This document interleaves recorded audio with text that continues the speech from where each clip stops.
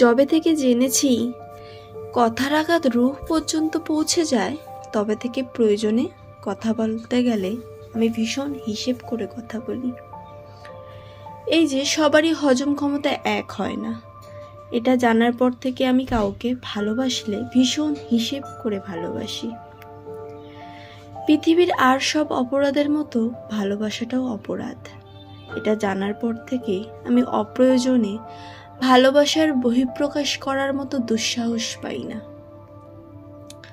আপন আর পরের মাঝে বেশ ফারাক, এটা উপলব্ধি করার পর আমি নিজেকে নিজের মধ্যে সীমাবদ্ধ করে নিয়েছি।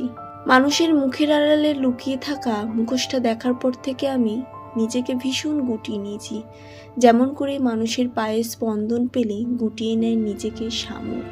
কথা কম বলা কিংবা নিজেকে নিজের মাঝে গুটিয়ে নেওয়াতে লোকে আমাকে আখ্যা দিয়েছে অহংকারী। বলো, অহংকার করা কি আমার মতো তুচ্ছ মানুষের সাজে? সময়ের অবকাশে যাকে মিশে যেতে হবে মাটির ভাঁজে, আমাকে কি সাজে?